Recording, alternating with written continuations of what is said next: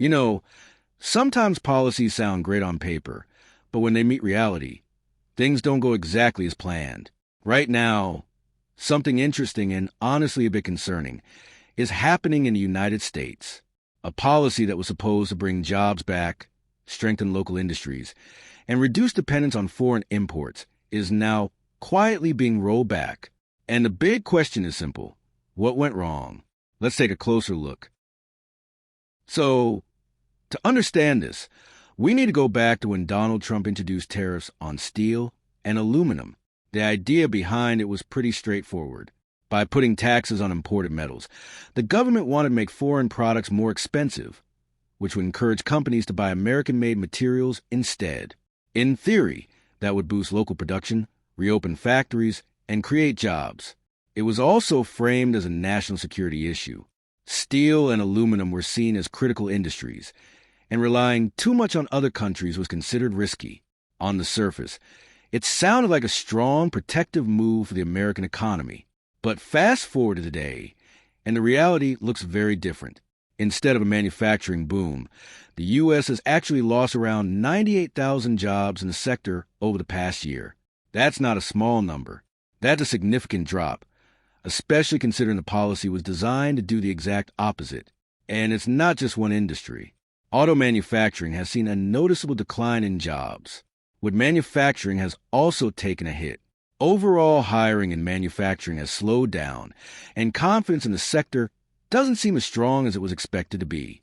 So naturally, this raises another question. If tariffs were supposed to help, why are things going the opposite direction? Well, one of the biggest reasons is something many people don't think about at first: dependency. Even with tariffs in place, the United States still relies on imports for about 60% of its aluminum. That's more than half. And there's a reason for that. Producing aluminum isn't simple. It requires massive amounts of energy, long-term investment, and access to cheap electricity. Countries that have lower energy costs can produce aluminum more efficiently and at a lower price. In comparison, production in the U.S. is more expensive. So even if you add tariffs, you can't just suddenly replace imports with local supply overnight. The infrastructure simply isn't there. And building that infrastructure takes years, sometimes even decades. So what happens instead? Instead of reducing dependence, tariffs just make imports more expensive. And those higher costs don't stay within factories. They spread across the entire economy. Because aluminum isn't some rare material. It's everywhere. It's in soda cans, food packaging, cars, construction materials, appliances, pretty much all around us. So when the price of aluminum goes up, the cost of producing everyday goods goes up too. And eventually, those costs reach consumers. At the same time, higher material costs make it more expensive to build new factories. So instead of encouraging expansion, tariffs can actually slow it down. And that's exactly what seems to have happened. Some aluminum smelters in the U.S. have even shut down.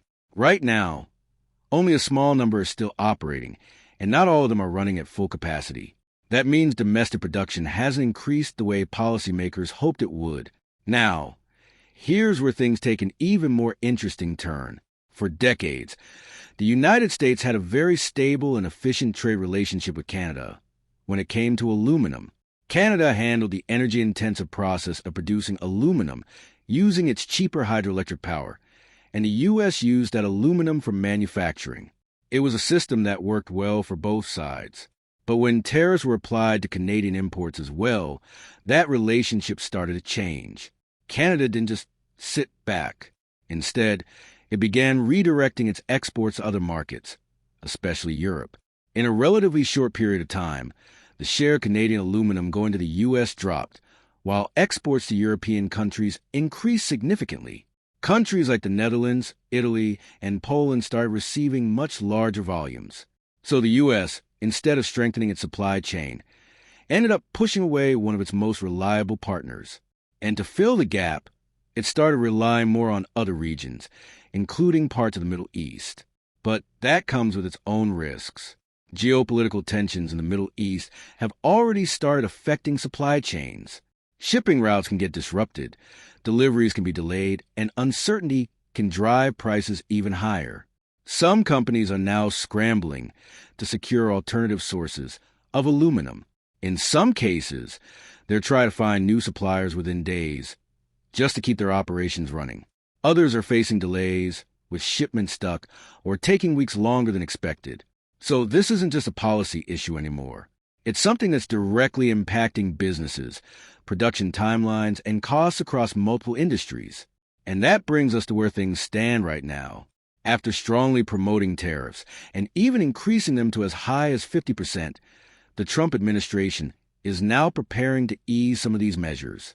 Instead of a blanket tariff, a new system is being considered where different products will have different rates.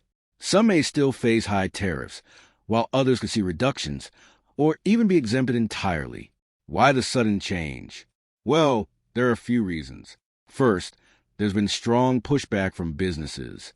Many companies have complained that the tariffs are too complex, too costly, and difficult to manage. In some cases, even products with very small amounts of metal were getting caught in the system, creating unnecessary complications. Second, rising costs have started affecting consumers. And when prices go up, public dissatisfaction usually follows. And third, there's always a political angle. Economic pressure combined with upcoming elections can influence policy decisions. So after doubling down on tariffs and presenting them as a key strategy, the administration now seems to be stepping back. Now, looking at all of this, here's my take. Tariffs, as an idea, aren't inherently bad. They can be useful in certain situations, especially when you're trying to protect emerging industries or respond to unfair trade practices. But in this case, it feels like the policy didn't fully account for how interconnected the global economy really is. You can't just reduce imports when your entire system still depends heavily on them. And you can't quickly replace global supply chains with domestic production without the time, investment, and infrastructure required to support that shift. When those realities are overlooked, the results can be quite different from what was originally promised. And that's what we're seeing here. Higher costs, reduced efficiency, supply chain disruptions, and now a gradual shift away from the original plan. In the end, this situation serves as a reminder that economic policies don't operate in isolation. Every decision has ripple effects, and those effects can spread much further than expected. So what we're witnessing right now isn't just a policy adjustment. It's more like a reality check, a moment where expectations meet real-world limitations, and maybe a lesson for future decisions as well. So what do you think? Was this simply a policy that didn't work out the way it was supposed to? Or was it always going to be this complicated from the start? Let me know your thoughts.